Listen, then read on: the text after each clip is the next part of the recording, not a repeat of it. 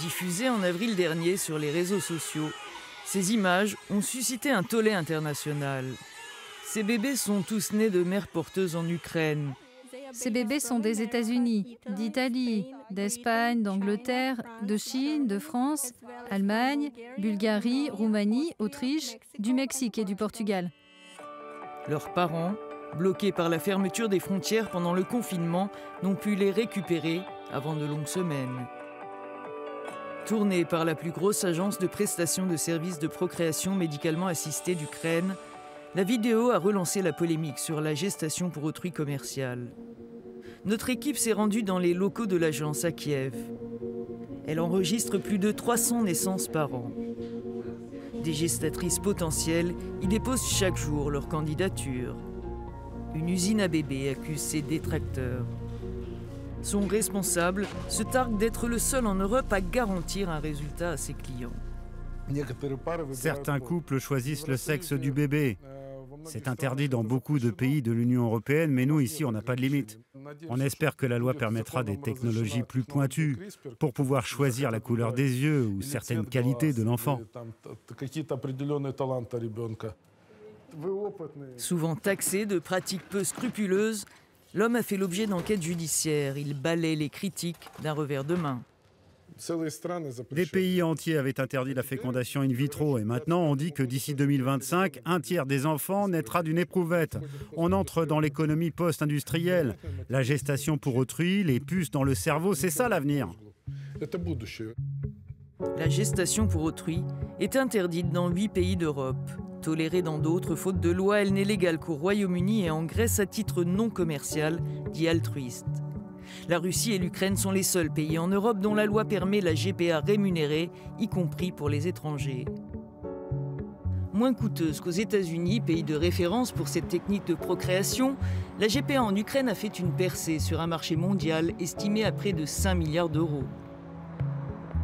Ces 5 dernières années, plus de 4000 enfants y sont nés de gestation pour autrui, dont 90% pour des parents étrangers. Un marché que dénonce le médiateur pour les droits de l'enfant en Ukraine. Légale, la gestation pour autrui n'est que peu réglementée, une porte ouverte à toutes les dérives de la part des agences et intermédiaires qui fleurissent dans le pays, dit-il. L'homme dénonce l'exploitation des femmes, la violation de leurs droits et de ceux des enfants.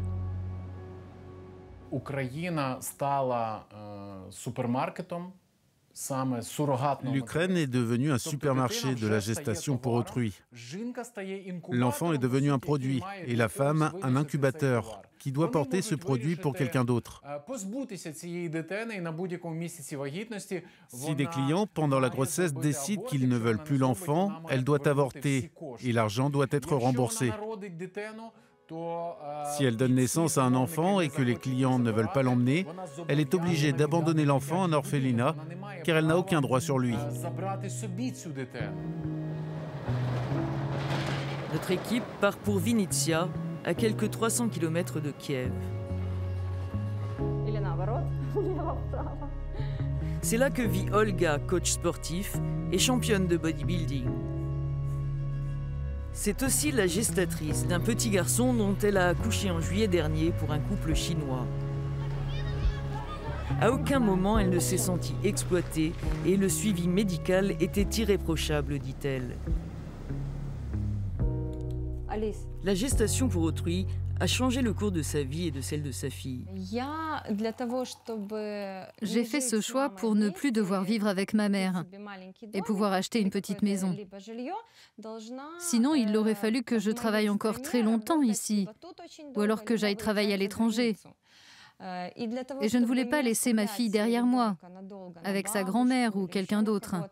Alors je n'ai pas hésité longtemps avant d'entrer dans un programme de gestation pour autrui, pour pouvoir gagner en un an de quoi acheter un petit logement. Au début, je l'ai fait pour l'argent, bien sûr, c'est vrai. Mais une fois enceinte, j'ai compris que j'étais en train de créer une famille pour d'autres personnes. Et j'ai changé de regard.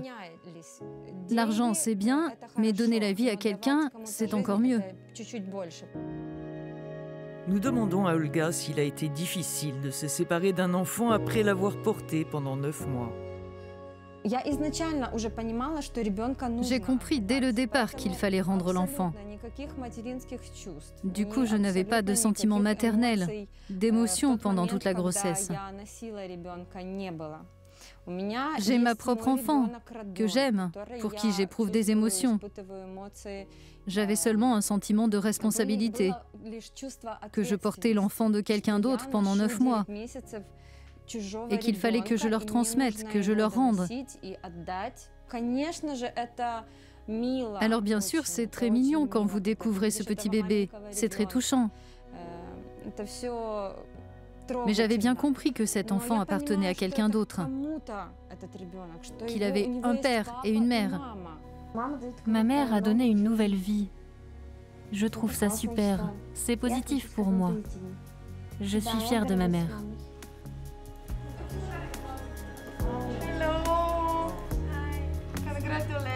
Quelques jours après cette interview, les parents de l'enfant porté par Olga ont enfin pu prendre leur nouveau-né dans les bras après avoir été bloqués à Wuhan pendant 2 mois par le confinement.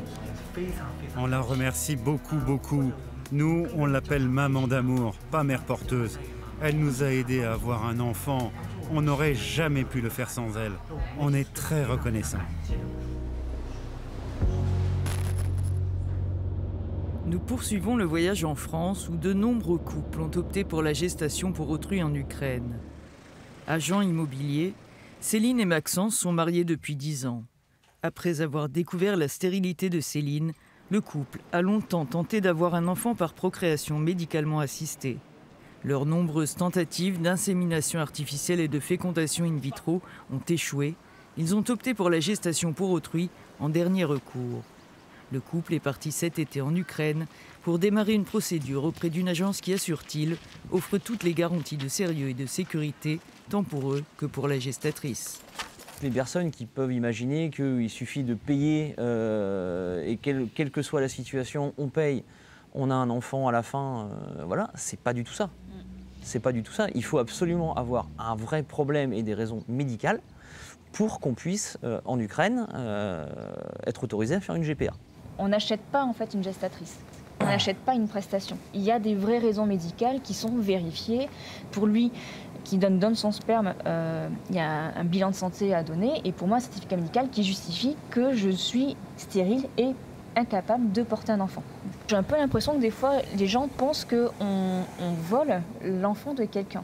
C'est complètement faux parce que ce n'est en rien son enfant. La gestatrice, qu'on appelle communément mère porteuse, elle porte l'enfant, mais elle n'est en rien la mère parce que ce n'est pas son patrimoine génétique. C'est soit les ovocytes de la mère d'intention, quand c'est possible, ou d'une donneuse, quand il faut une donneuse. Mais ce n'est pas ses ovocytes à elle. Céline et Maxence se sont endettés pour réaliser leur rêve qui leur coûtera quelque 70 000 €. Mais rien n'aurait pu les dissuader. À leurs yeux, la GPA devrait être légalisée au même titre que les autres techniques de procréation médicalement assistée.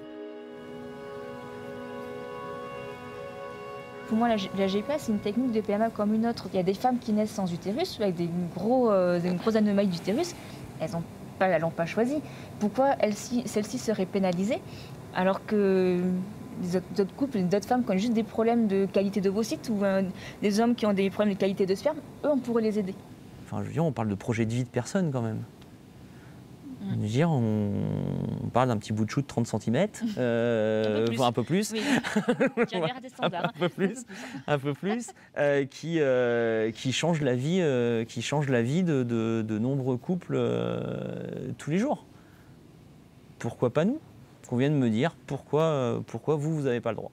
Monsieur le Président! La réplique des opposants à la gestation pour autrui est sans concession. Ils n'ont de cesse de dénoncer un marché qui exploite le corps des femmes, disent-ils, et remet en cause la notion de filiation traditionnelle. Des arguments que rejoint une partie de l'intelligentsia française. René Friedman est le père scientifique du premier bébé né d'une fécondation in vitro dans le pays il y a 38 ans. Ce spécialiste de la procréation médicalement assistée s'est battu pour le droit aux femmes seules et aux couples lesbiens d'y accéder. Mais la gestation pour autrui est pour lui une ligne rouge à ne pas franchir. Pour un accoucheur qui a fait des milliers d'accouchements et qui a vécu ce moment-là, celle qui accouche est la mère. Et lorsqu'on rentre dans un système commercial, c'est quand même une organisation, des intermédiaires et une exploitation. Et je préfère porter mes efforts vers l'amélioration des techniques de PMA, de la médecine et de la recherche pour qu'il y ait moins d'infertilité. Pour le gynécologue, la médecine ne peut toutefois être une solution absolue. On ne peut pas survaloriser la génétique. On n'a pas toujours la réponse et on ne peut pas faire au-delà de tous les principes une réponse à tout le monde. Il y a à peu près 40% des couples qui s'adressent à nous qui n'auront pas l'enfant qu'ils désirent. Donc il faut aussi accepter qu'on ne peut pas tout, à n'importe quel prix. Alors on cherche par exemple, on développe la greffe d'utérus. Ça ne sera pas une solution pour tout le monde, c'est compliqué. D'où vient l'utérus, qui le donne? Tout ça n'est pas simple. Mais au moins, il n'y a pas de commerce. Dans le nouveau projet de loi français sur la bioéthique récemment voté à l'Assemblée nationale, pas question de revenir sur l'interdiction de la gestation pour autrui. Un nouvel amendement confirme en revanche l'obligation pour les parents dits d'intention, qui n'ont pas de lien biologique avec leur enfant né de GPA à l'étranger, de passer par une procédure d'adoption pour être reconnus. Ce contre quoi Sylvie et Dominique Menson se sont battus pendant 19 ans, l'âge de leur fille jumelle, née d'une gestation pour autrui aux États-Unis. La transcription en droit français de l'acte de naissance américain des enfants, les reconnaissant tous deux comme parents légaux des jumelles, sera invalidée. Sylvie Menson, qui a recouru à un don d'ovocytes, ne sera pas reconnue comme mère à moins d'adopter les jumelles. Le couple s'y refuse. C'est une discrimination entre l'homme et la femme, entre le père et la mère. Dire qu'absolument que la mère c'est celle qui accouche, c'est retourner à des siècles en arrière. C'est sacraliser donc l'accouchement au détriment du fait d'élever des enfants, d'avoir des enfants, de les avoir désirés, d'être à l'origine de leur naissance, d'être ce qu'on appelle la mère d'intention. Et ça, pour nous, c'était pas acceptable.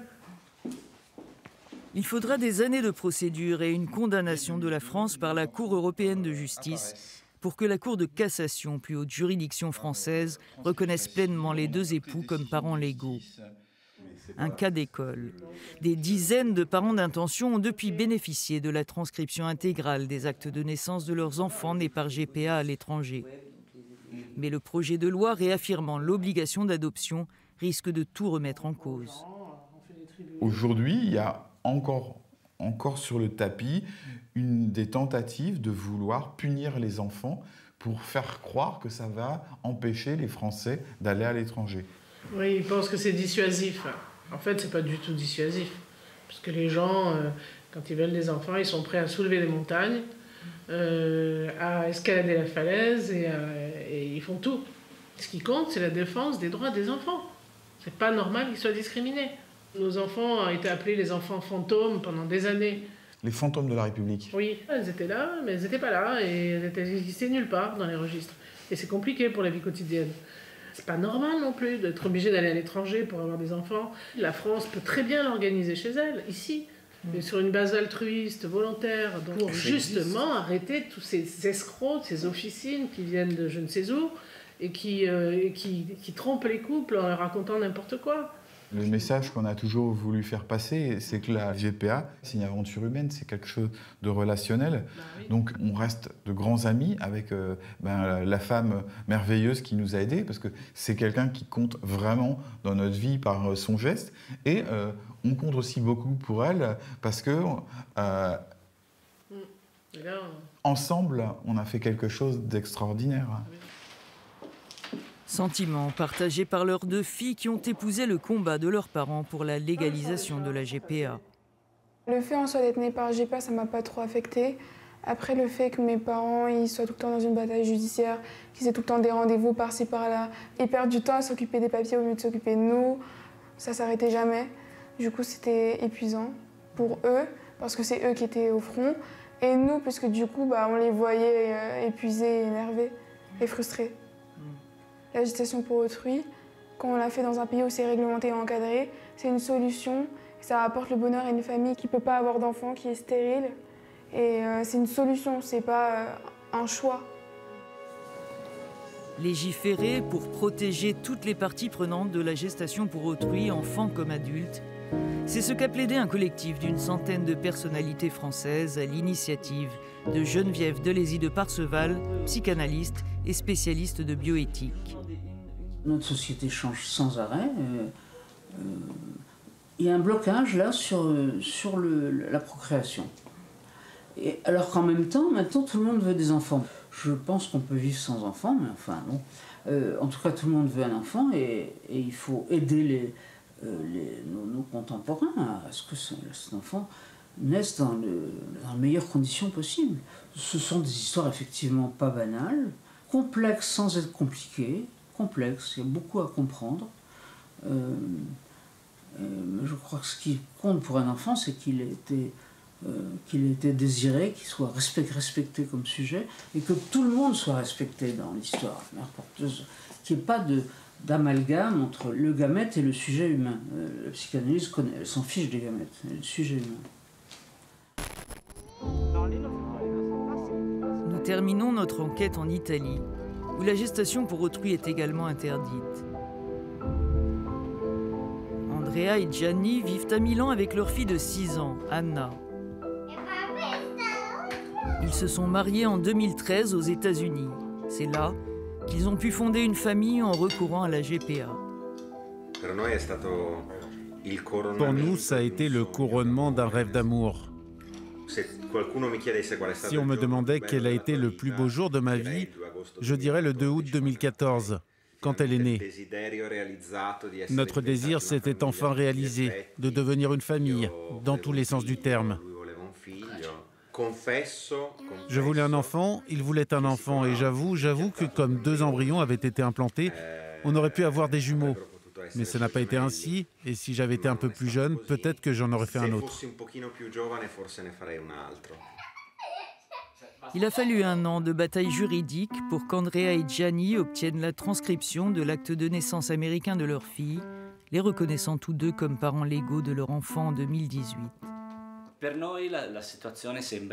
Pour nous, la situation a eu un dénouement heureux, mais il y a encore des jugements en cours de révision sous pression de la Cour européenne des droits de l'homme parce que les situations comme la nôtre sont gelées. Il y a des enfants qui ont 2 parents dans la vraie vie, dans la vie sociale, aux yeux de leurs camarades de classe, des voisins, de tout le monde, mais ils ne sont pas reconnus légalement. Anna connaît bien son histoire. Comment tu es née, toi? Du ventre de notre amie.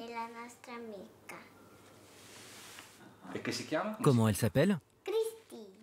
Et tu l'as rencontrée? Elle est gentille? Ça te plaît d'avoir 2 papas?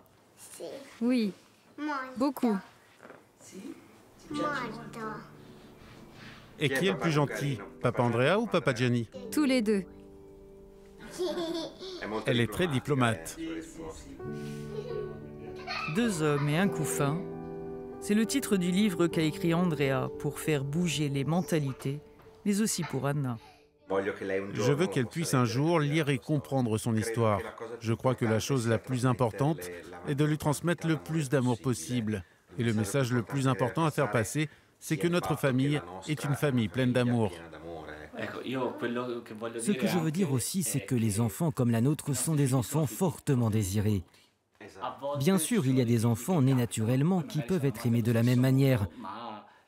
Mais là, ce sont des enfants nés d'un choix très fort et qui se confirment jour après jour. Il n'y a aucun doute. La force des sentiments, le dévouement sont au maximum. On ne peut pas le dire autrement.